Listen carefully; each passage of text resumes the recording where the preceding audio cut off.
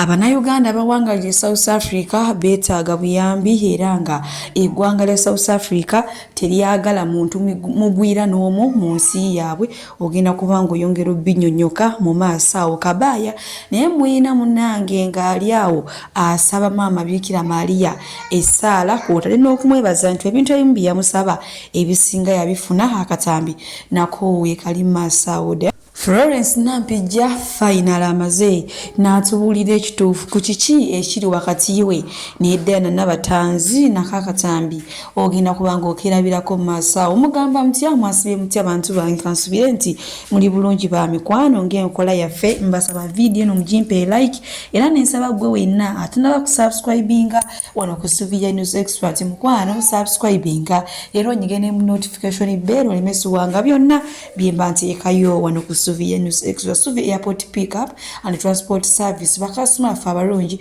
mwebale nnyo mwina abatambula naffe era nammwe abatanaba kutambula naffe badiya mugire ddala Sheikh Ashraf Dembe musomi wa ddulu akola ku nsonga z'amaka oyagala kufuna butuuze bweru business nga tezitambula bulungi mukubireko naye ate yagenda kulombera edduwa munange bwenti onkuvuze butereevu paka wa Florence Nampijja olunaku olw'ejjo abadde kaawo n'omukyala Freda Nakazibwe nga banyumyamu bawayamu munange kwe kumubuuza ensonga ze ye ne Diana Nabatanzi amaze n'atubuulira ekituufu era n'atangaza nti n'abantu byonna be baali balowooza mbu basajja be baali babaawula munange si byebyo abinnyonnyodde kuba baaba bonga bo bavudde waleero omukwano gwabwe tegujja kuvaawo kale baali bafunamu obutakkanya naye ate era baamaze ne baddiŋŋana baamaze ne bakwatagana naye lwaki mbyogera byonna ng'ate akatabi kalina mu maaso nakatulabe kiki tweyongereyo. Sisobola kubuusa maaso. You and Diana Nabatanzi, a colleague of yours, mwali ba mukwano nnyo at some point. Ne mumala ne mu baga tushabalaba together and rumor had it mwayawukana mwafa mirimu either ku station oba mu film I don't know ne bagamba abamu nti mwafa musajja I don't know oba omuyabba wa munne I don't know oba mwebba sente simanyi. So is it true you and Diana fell out? Yeah. Kati I think twatuka ekiseera nga tebakyatulaba ffenna nga tetukyali close nnyo nga tetukyali close ate nno abantu bagenda n'okutuuka okukiraba nga kyabaawo dda. Mwali mumanyiganye before TV before BBS? Yeah, naye twali twakakolako ffenna mu film kabanga katono then ate ne tujoininga telefayina mu kiseera mweteesa mujoiningire wamu munnange nedda twesanga buli omu scouting aba mwagenda ne musaba twagenda ne tusaba kati ngenda nagendanga mu eno week ate ye najjanga mu wiiki eddako ffenna kati ne mu film twagirira wamu ne ku TV ne tugenderamu kati abantu bagenda okurealize nga tetukyali nnyo tight nga kirudde lwakuba ffenna twali bantu bakulu ekimala tetweyogerako ebyo bitali because mukwano gwange ndi mukwano gwe naye ne tubeerawo after netubeerawo akabanga nga naye nga bwetuba twesanze somewhere tekulika atema munerwi hai tekwali ate era ne bebagamba mbu simanya musajja simanya ssente tekuli kituufu kuba abasinga bamanyi lwakuba bye bitera okwawula abawala kati balowooza buli omu tewali musajja tewali bbanja lya muntu zaali nsonga zaffe nga ffe abantu naye nkyogeddeko wano gwe mulundi ogusoose kubanga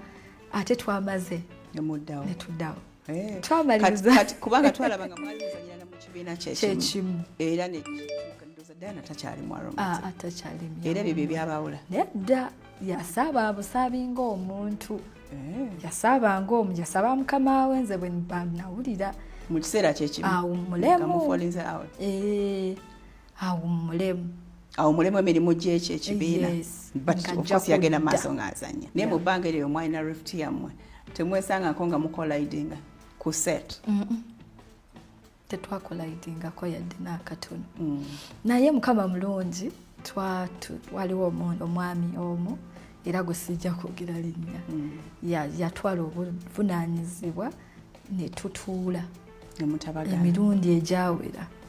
ejawerako ne twogeramu nga nno tewali nso byakife byakiwala gundi yange yewagundi ono yanjogerako ewoona ono yayambala akateteyi kange naye ne tumala ate era ne twetuuza nga ffe ababiri era ne twebuulirira nga ffe ababiri nensi ne tuddamu ne tugiraga nti kati tuli fine era tuli fine. Life yo ku TV yakusomesa ki before we move to film? Bingi Farida bingi. Florence Nampijja bw'atyo munayi amaze n'annyonnyola ekituufu agambye nti amazima baali beekyawa ng'enkolagana tekyaliwo naye enkolagana yazzeewo kuba naye ku mazaalibwa ga Diana Nabatanzi. Florence Nampijja yapostinga ekifaananyi kya Diana Nabatanzi ng'amwagaliza amazaalibwa amalungi. Omanya abantu baavaayo ne batokomuka omugambo basajja be babaawudde embuga bagamba ono nannyini Romantic Entertainment omwami Ahmed Lwowa. So si bituufu munange bwe nkuzaako eno ewa Kabaaya omanyi webikusobera ennaku weekutabuka kuwulira tobitegeera odduka bunnambiro wa maama wo munnange Kabaaya mebegakawo nawakirako akatambi ng'agenze wama Bikira Maria ng'alina ebintu byali okumuloopera kw'otadde n'okumusaba munnange era mulina maaso wano ng'awa obujulizi nti ebimu ku ssaala ze yamusaba yabifunye ne naye era waliwo ebitannaba kuggwa bulungi ngenda kubanga mubatuusaako ng'ate alaajanira omukyala maama Bikira Maria. Then tumale tweyongereyo embeera weekutabuka nga kutomenyeka gwe genda omukyalo n'omukaabirire ajja kukolako. Maama ndi musanyufu ekyensusu wenjogerera olwaleero wazzeemu essaala zaffe maama Maria omwana w'omuwala wo Bulutiiki bamutadde kati yeeyagala aliweeru naye era mulwadde n'ekyo kyonna kyekiri ng'owonya buli kimu ng'omanyi buli kimu olumirirwa abaana bo naye nkugamba era wakyaliyo newayiswa mufumbira waliyo bamacete waliyo abaana bangi nnyo ba Edimutwe ba Olivia Lutaaya ali mukomera naye muwala abaana abato bangi bali mukomera abalala battibwa betutakyalabako John Bosco Kibalama wamuwulirako Nabbanja atugamba mulina mukyala muzadde bamutta eyali mukwano gwa Bobi Wine mube watusindikira nga bannaddiini Sipuliyani Lwanga maama naye ekyamukola buli munnayuganda yeewuunya yafa yeebase abantu bafa enfa etategeerekeka maama ow'ekisa bakyaliyo mu makomera bakyaliyo neyawangula akalulu Robert Kyagulanyi Ssentamu Bobi Wine tannafuna buwanguzi bwe ate bw'afuna obuwanguzi Uganda eba eteredde ensi eba eteredde bye tulaba e South Africa tetwagala bituuke wano maama nkwegayiridde siri muntu awagira violence omugwira abeerewo neyavaawo abeerewo naye ffe tugamba ekintu kimu Mwai Museveni ave mu ntebe eyo mwatudde mwakolera ebikolo biro bannange maama bannayuganda abo basabye emirundi mingi tukoze buli kimu amaanyi gagaanye balina emmundu bazikozesa mu kifo ky'okukuuma ffe abanaku bazitukubya ne zitutta batumalawo naye tuyambe saala zikola maama kankume n'akabaani nsabenga bwenkuma akabaani lero lunaku lwassande era nzize nkyasaba mukisa maama mukisa gwe maama w'abamaama n'olwekyo nsabe nga mpita mu linnya ly'omwana we Yesu Kristo netuddamu nti amiina. Bw'atyo Kabaaya adduse bunnambiro eri omukyala ono maama Bikira Maria embeera bwekutabukako olina ebintu ebitatambula bulungi olina by'otategeera dduka bunnambiro eri ewa maama Bikira Maria era nga si yeyeka wabula ne Pastor Bugembe naye mulina mu maaso wano ng'ate alina by'annyonnyola ku maama Bikira Maria katumulabe naye. Tayita ku Bikira Maria mpozi ng'omukatuliki eyagwa olaba ne ku worship house tulina b'omusalaba every now and then tembalaba oli ava mu service n'ayita onaga ekyo nkyegomba naye kati ffe be najja nabo olw'okuba bo si baawo babeeranga batunula batatu nga mugagwe tutunula nnyo na tutunula nnyo. Listen, every time you've been a place for so long you carry reference. Waliwo pastor yabanga nyumiza nnyo ebifa ku bapasita abanene, pasita gundi akola bati, pasita gundi akola bati, nga ffenna tukeera kuwulira paka lwe nagamba gundi yali akyamwogerako pasita omu w'amaanyi nnyo mu Uganda, pasita omu ng'atunyumiza ebibi ebimufaako nebiki ng'alina obujulizi bwonna. Maama wa Kayo Judith yali yalwala nga yalemeera mu kisenge, eddwaliro liganye ne bamutwala ewa pasita oyo. After years maama wa Kayo yavaayo awonye. Kyokka nga ffeeno tumuliko bannange ne magaba nembabuulire nze mundeke ensigaze saagala proximity. Suvi Airport Pickup and Transport Service bakasitoma baffe abalungi nyongera okubajjukiza nti emiwendo gyo twagisaliddeko ddala nga woolabaawo ate nsiiba nti bagamba nti bookinga Suvi Airport Pickup and Transport Service mukwano nze siseererako ddala. Oyagala kugenda mu kyalo, oyagala kukima mu kyalo, oyagala genda ku pate, oyagala genda ku birthday, oyagala kulya ku zizo, kiki oyagala okulya, oyagala kunona ku kisaawe, oyagala kutwala ku kisaawe, bookinga Suvi Airport Pickup and Transport Service. Ate badiyale wojja nongamba munange ebyadala Suvi sente zonna zirabye naye ekyamazima siziwezaawo nja kusalirako oba okitegeera. Kati so gwe wenna atanaba ku bookinga Suvi Airport Pickup and Transport Service ono ng'ojja n'akusalira nako olinze eki mukwano? Bookinga Suvi tweyongere. Gaata amawulire ag'ennaku agaliwo be bannansi bannayuganda abadde bawangaalira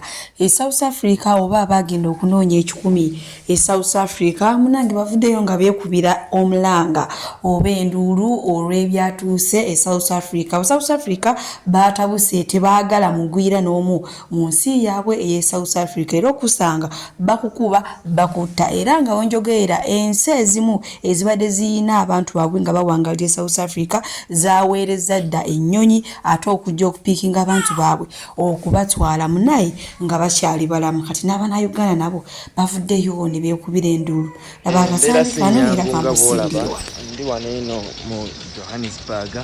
kibuga ekikulu ekya South Africa, kimu ku bibuga ebikulu, naye nga boolaba abantu kati babeera mu bintu bya kwekweka olw'ensonga nti abagwira tebakyabaagala mu South Africa. Era video kano nga boolaba nkakoze mu winter, tuli mu winter, bitundu ebimu abantu babeera mu mayumba naddala ebitundu ebijjuddemu abagwira abangi, amaduuka tebakyagaggula,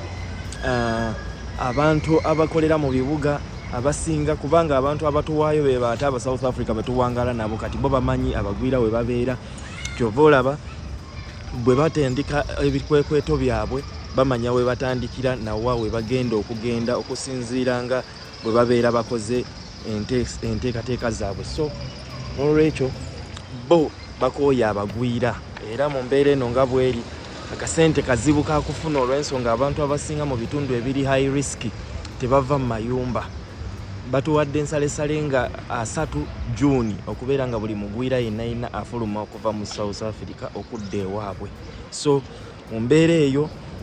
abantu abasinga bonna basobeddwa, tebamanyi kyekiddako, tebamanyi kyekyakola. Naye kati nganze mpangala n'aba South Africa era babeera boogera, kati mu kwogera omwo tuwulira olw'ensonga nti bo nga bo